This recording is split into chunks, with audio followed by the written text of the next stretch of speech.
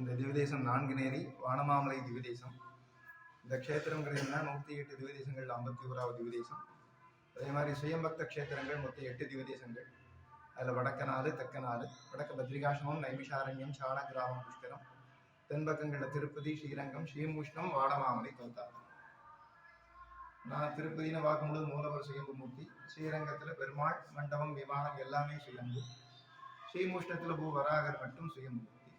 நான்குநேரி வானமாமலை இங்கே 11 மூர்த்தி சுயம்பக்தமாக இங்கே எழுதியிருக்கான். மூலவர் வானமாமலை பெருமாள், ஸ்ரீதேவி பூதேவி, ஊர்வசி திலோத்தமா, சூரியன் சந்திரன், ருகு மார்க்கண்டேயன், கருடன், விஸ்வகேடன் மொத்தம் 11 பேரும் சுயம்பக்தமாக வெளியில வந்த இடம் இந்த க்ஷேத்திரம். பெருமாள் இந்த கர்ப்பகிரகங்கிறது வரலாறுபடி சொன்னோம்னா 6000 வருஷம் வரலாறுபடி சொல்லக்கூடியது. அப்போ இந்த ஊர்கள்லாம் எதுவுமே இல்லாமல் வனாந்திரமான மலைகள் சூழ்ந்த இடம், வனமும் மலையும் சேர்ந்த இடம் வானமாமலை. அப்போ இது சேர நாடோடு சேர்ந்திருந்த இடங்கள். அப்போ தாரிமாறங்கிற மகாராஜா தனக்கு குழந்தை பாக்கியம் இல்லைங்கிற காரணத்துக்காக வேண்டிட்டு ஒவ்வொரு திவ்யதேசங்களாக வரும் பொழுது அடுத்த திவ்யதேசம் திருக்குறுங்குடி நம்பி நாராயணன். அந்த நம்பி பெருமாள் காரிமாற மகாராஜாவோட கனவுல நீ திருக்குறுங்குடிக்கு போ, குழந்தைக்கு உபாயம் உனக்கு அங்கே கிடைக்குங்கிற. இவரும் பெருமாட்ட திருக்குறுங்குடிவே நம்பி பெருமாட்டவே பிரார்த்தனை பண்ணி குழந்தை பாக்கியத்துக்காக வேண்டிக்கிறார். அப்போ நம்பி பெருமாள் தான் பிரத்யட்சமாகி நீ இந்த இடத்துல எனக்கு எதுவும் கைங்கரியங்கள் பண்ண வேண்டாம், என்னோட அண்ணன் இந்த இடத்துல உள்ள பூமிக்கடியில் உள்ள இருக்கார், அவரை தோண்டி எடுத்து கோயில் கட்டி கைங்கரியம் பண்ணி உனக்கு குழந்தை பாக்கியம் கிடைக்கும் அப்படிங்கிற. மகாராஜாவே திரும்ப பெருமாட்ட அந்த இடத்தை கண்டுபிடிக்கிறதுக்குண்டான வழிமுறையும் நீரே எனக்கு கொடுன்னு பெருமாட்ட கேட்கும் பொழுது பெருமாள் அந்த வழிமுறையும் கொடுக்குறார். எறும்புகள் உனக்கு முன்னாடி வழிகாட்டி கூட்டுண்டு போகும், கருட பகவான் வந்து அந்த இடத்தை அடையாளம் காட்டுவார் அப்படிங்கிற. அதே மாதிரி எறும்புகளால் வழிகாமிக்கப்பட்டு கருட பகவான் வந்து வட்டம் போட்டு அடையாளம் காமிச்ச பூமி இந்த பூமி. கர்ப்ப கிரகங்கிறது தோண்டி எடுக்கப்பட்ட பூமி.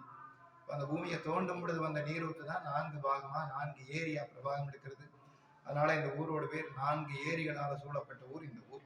அதைத்தான் நம்ம 4 ஏரி 4 நேரிங்கிறோம். தோண்டும் பொழுது இந்த 11 பேரையும் சுயமத்தமாக அந்த மகாராஜா வெளியில் எடுக்கிறார்.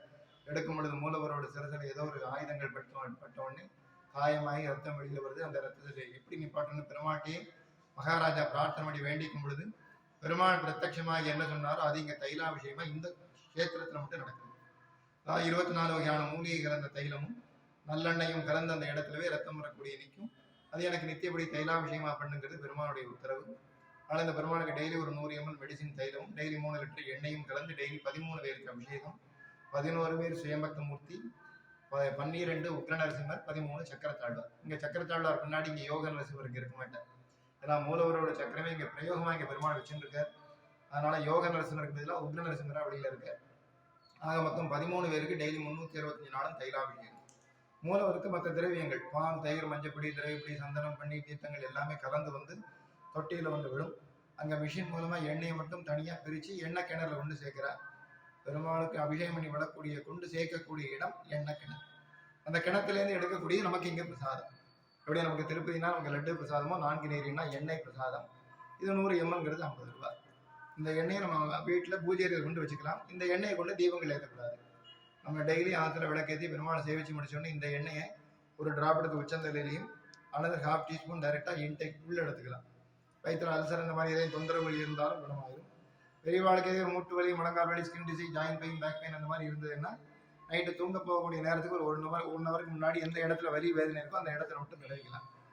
எந்த ஒரு நோய் நொடினாலும் ஒரு 21 48 நாள் ஒரு மண்டலம் கணக்கு வச்சு நம்ம யூஸ் பண்ணோம்னா எந்த நோய் நொடினாலும் குணமாயிடும். அந்த அளவுக்கு விசேஷம் இந்த எண்ணெய்.